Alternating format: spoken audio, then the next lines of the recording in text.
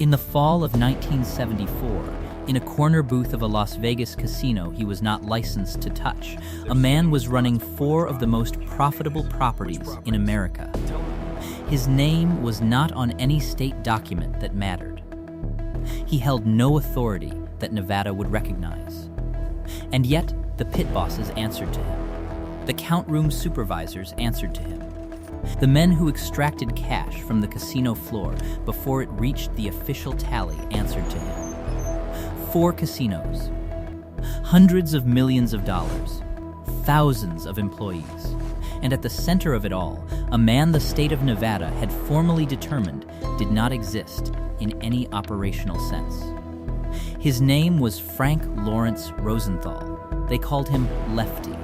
And the question that would consume federal prosecutors, state regulators, and organized crime investigators for the better part of a decade, a question they spent years and millions of dollars trying to answer was not whether he was guilty. They believed they knew that. The question was why, despite everything they documented. Despite the wiretaps and surveillance photographs and the explicit public statement from Nevada authorities that he had orchestrated the skim at the Stardust, they could never make a charge stick. The answer would not surface until he was dead. And when it did not just explain the acquittals. It reframed every year of scrutiny this man had endured. The FBI was not simply watching Frank Rosenthal. For a significant portion of that time, he was watching back. The Stardust Hotel and Casino had been a monument to Las Vegas excess since the day it opened in 1958, one of the largest hotels in the world, with a sign so enormous it needed its own electrical grid. By the time Frank Rosenthal arrived in that city in 1968, the Stardust was generating serious money. It was also, for the right people, something far more valuable than a hotel. It was a machine.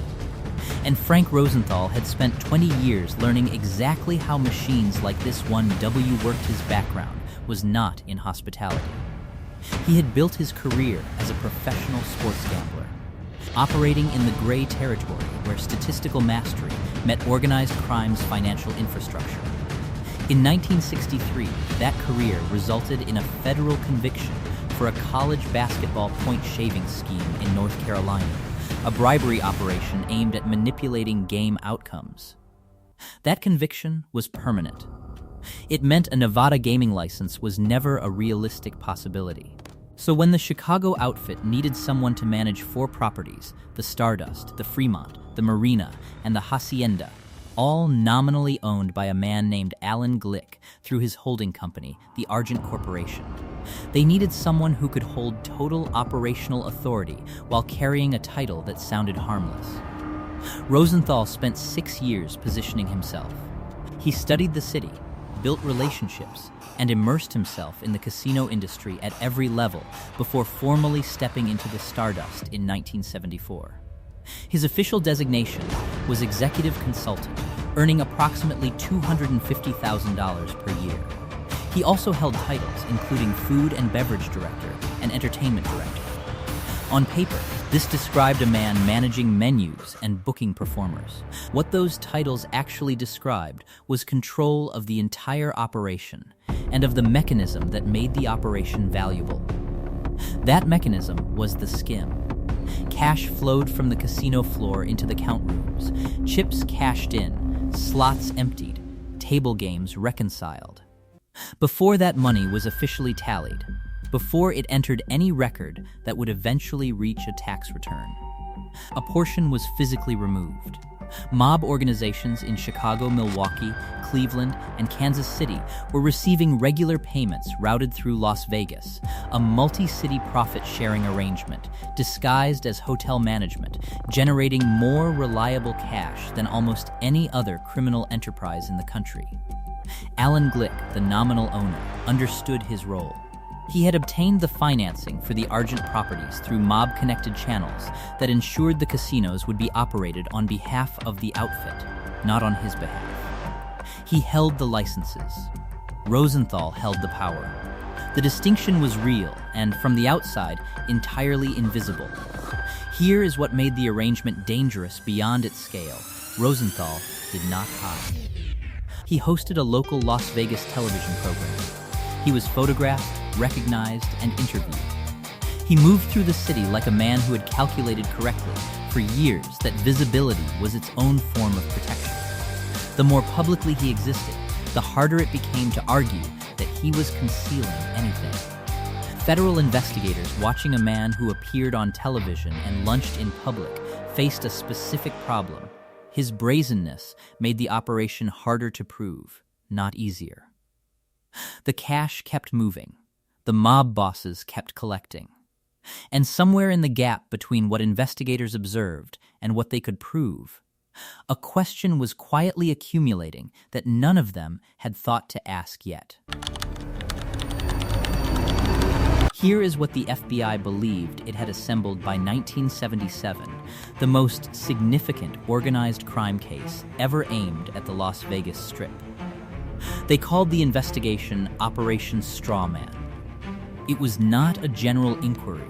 It was a targeted demolition, constructed specifically around Frank Rosenthal and the Argent Corporation's 5 properties. Federal agents had built surveillance infrastructure over the years, wiretaps on phones, physical surveillance teams, informant reporting from inside mob organizations in 4 cities, and financial forensics tracing skimmed cash from Las Vegas count rooms to mob bosses in the Midwest. The Bureau believed they had a case that would hold. What they were prosecuting was not a local crime. The Chicago outfit was at the center, but the skim reached Frank Balistrieri in Milwaukee, a Cleveland organization with its own stake in the arrangement, and the Kansas City mob, whose leadership had been receiving payments routed through Rosenthal's operation. What Rosenthal had maintained, or rather, what he had built on behalf of his backers, was a multi-organization profit-sharing structure that spanned 4 cities and required coordination that only someone with his operational competence could sustain.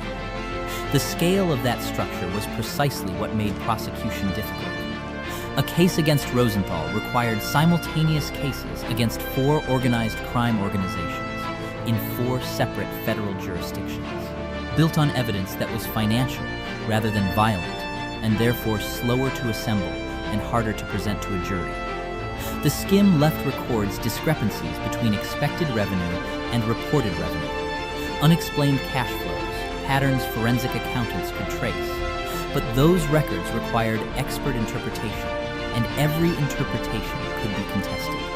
Try each avenue in sequence, and the pattern becomes clear. Wiretap evidence captured conversations, not confessions. Financial forensics proved that money moved, not who directed it. Informant reporting established organizational structure, not Rosenthal's personal criminal liability within it. Each tool produced evidence that would support a conspiracy prosecution. But connecting that chain directly to a man whose title was consultant required legal steps that kept proving one increment too far. Nevada's gaming authorities were operating on a parallel track, and here the threshold was lower. They did not need to prove criminal conduct, only unlicensed management. Their question was whether Rosenthal's actual behavior constituted the exercise of executive authority without a license. Rosenthal's position was that it did not, that a consultant advises, does not manage, and that his titles carried no formal operational authority. Here is a detail worth holding. The Nevada regulators deployed their parallel track precisely because the criminal track had stalled. This was not coincidental. It was the institutional fallback. When federal prosecution could not reach Rosenthal, the licensing authority could still remove him. Different standards of proof, operating on different timelines, converging on the same target. Operation STRAWMAN would ultimately produce convictions several organized crime figures connected to the Las Vegas skim, who were prosecuted and imprisoned in proceedings stretching into the 1980s. Frank Rosenthal was not among them. The investigation that had been constructed specifically to reach him, which named his casinos in its scope and documented his role in explicit terms, did not produce a single charge against the man at its center. What nobody outside a very small circle understood yet was why. Frank Rosenthal appeared on local Las Vegas television while the FBI had active wiretaps running on his phones. He sat under studio lights, conducted interviews, and presented himself to the city as a figure of the entertainment scene, comfortable, unafraid of cameras, projecting the calm of a man with nothing to hide. The contrast with his actual situation was total, and he knew it. Nevada gaming regulators were simultaneously building a formal case to remove him from any role at the Argent properties. Federal investigators were still working through the evidence generated by Operation STRAWMAN. The trap was closing. He televised his composure from inside it. What he knew in those hearings, and what the Gaming Control Board could not know, was a fact that would have changed everything had it been on the table. It was not on the table. By 1977 and into 1978, Nevada's Gaming Control Board had moved from suspicion to formal action. Rosenthal was called to answer for his role at the Stardust. He challenged the proceedings at every step, arguing in formal regulatory hearings that his titles were genuine, that a consultant was not a manager, that an entertainment director was not a casino executive, and that his work fell within roles that required no licensing. The board rejected those arguments. The finding was direct. Rosenthal had been exercising the authority of a licensed executive without holding a license, a violation of Nevada gaming regulations. The specific consequence of forced removal from any operational role in the Argent properties did not require a criminal conviction. Nevada's regulatory structure was built precisely for this situation, where licensing standards and criminal prosecution standards operated on separate tracks. They removed him without proving he had committed a crime, and they did so knowing that removal was not destruction. What followed demonstrated exactly how durable the system Rosenthal had built actually was. The Argent properties continued operating. The mob organizations collecting from Las Vegas did not dissolve because their primary architect had been formally separated from the count rooms. The scheme continued. The structure he had embedded over 6 years proved resilient enough to run without him, which was, in a dark way, the clearest possible evidence of how thoroughly he had built it. Rosenthal did not leave Las Vegas immediately. He remained in the city into the early 1980s, and alongside him stayed Tony Spilotro, the Chicago outfit's designated enforcer in Las Vegas, documented by federal authorities as responsible for protecting the outfit's interests and managing its violence in the city. Their continued presence together, even after Rosenthal's formal removal, signaled that neither man nor the organization behind them considered the situation resolved. Something was still being maintained, or protected, or negotiated. The Nevada Black Book listing, the formal statewide ban that would prevent Rosenthal from entering any Nevada casino, would not come until 1987, nearly a decade after his removal from management, years after he had effectively left for Miami Beach. By then, the prohibition felt less like a consequence than an official annotation of a departure already completed. What Rosenthal was telling and who he was telling it to in those intervening years had not yet reached anyone who would speak about it publicly. The question hanging over everything after Rosenthal's forced removal was what he knew, and who he was telling would eventually have an answer. In October 1982, a car bomb detonated beneath his vehicle in a Las Vegas parking lot. He walked away. The device had been placed under the car. Rosenthal survived with injuries. A witness named Myron Borders, who heard the explosion and reached him shortly after, reported that he was already speaking with the certainty of a man who knew exactly what had happened. He was not confused about who was responsible. He had apparently been calculating that possibility for some time. No one was ever charged. The list of suspected parties was not short. Frank Balistrieri, the Milwaukee mob boss who had been receiving skim payments routed through Las Vegas, was named. Kansas City organized crime figures were mentioned. Tony Spilotro Rosenthal's longtime associate was identified as a suspect in various accounts, though by 1982, the specific dynamics of that relationship had reportedly become complicated in ways that had not been publicly explained. The bombing was never prosecuted. the physical evidence of a man nearly killed by an explosive device placed under his car produced no legal consequence for anyone. Here is what the survival itself signaled. A device of that type, placed under a vehicle, is not designed to fail. It is designed to kill. The fact that Rosenthal walked away was attributed in some accounts to bomb placement and the design of the car's undercarriage, a Cadillac Eldorado, whose chassis happened to deflect the blast in a direction that did not kill him. Whether that was luck, engineering, or something else remains speculation rather than a documented record. But consider the decision-making behind the attempt. An assassination order within organized crime is not made lightly. It represents a concluded judgment that the target's continued existence poses a greater risk than the consequences of killing him. Someone in 1982 had reached that conclusion about Frank Rosenthal. What that someone knew or feared he had already told was the question the attempt itself answered, for anyone paying close attention. Rosenthal left Las Vegas for Miami Beach in the years following the bombing. The city that had defined more than a decade of his professional life receded. He reportedly opened a restaurant. He lived quietly. The Nevada Black Book listing formalized his prohibition in 1987, cementing a ban that was by then symbolic rather than operational. He was already gone. The 1995 film Casino, directed by Martin Scorsese, with Robert De Niro playing a character named Sam Ace Rothstein, drawn unmistakably from Rosenthal's story, introduced his history to millions who had never heard his name. Rosenthal reportedly had views about how his story had been told. He did not share all of them publicly. The most important part, the part that would finally explain why the most heavily surveilled man in Las Vegas was never charged with anything, was still sitting in records that had not been released. It would only be confirmed after he was no longer alive to face the consequences of the confirmation. Frank Rosenthal died on October 13, 2008, in Miami Beach. He was 79 years old. He had outlived the organized crime world that had employed him.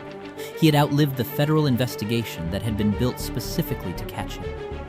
He had outlived a car bomb. He died having never been convicted of any crime connected to the Las Vegas skim, Operation STRAWMAN, or the 4 casinos he had controlled for the most profitable years of the Strip's history. After his death, 3 former law enforcement sources confirmed what no one had publicly stated while he was alive. Frank Rosenthal had been an FBI informant. His codename, according to those sources, was Achilles, a figure from Greek mythology famous for a single unprotected point that ultimately destroyed him. It was applied, apparently deliberately, to a man whose survival in the most dangerous operational environment in American organized crime had always seemed to require something beyond skill alone. Now think about what that confirmation meant for everyone who had known him. His own attorney had not known. Oscar Goodman, who would later become the mayor of Las Vegas, had represented Rosenthal through years of regulatory battles and legal proceedings, arguing on his behalf before the very authorities whose case against his client was being managed, at least in part, by his client. Goodman reportedly learned the truth the same way everyone else did, from sources speaking after the fact, into a silence that Rosenthal had maintained for decades. A defense attorney who does not know his client is an informant cannot make strategic decisions that account for that fact. Every motion Goodman filed, every argument he made, every regulatory challenge he mounted, all of it constructed in deliberate ignorance of the central operational truth of his client's existence.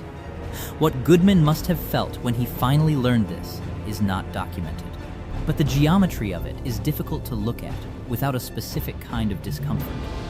The mob bosses who had trusted Rosenthal with their most sensitive financial operation men in Chicago, Milwaukee, Cleveland, and Kansas City had built their Las Vegas income around a man who was simultaneously reporting to the organization that wanted to destroy them.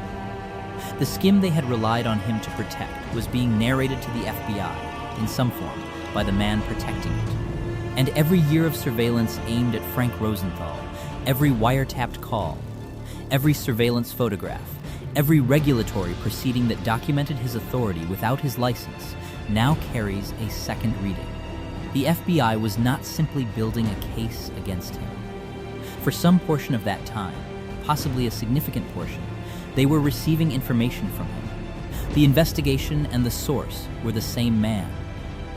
The specific terms of what Rosenthal provided, for how long, and in exchange for what protection, have never been fully documented in any public record. What is documented is the result. A man at the center of one of the most significant organized crime investigations in American history, watched for years, documented extensively, and never charged. He was buried with a secret that 3 former federal agents eventually confirmed. His codename was Achilles. And for his entire career, no one could find the vulnerable point.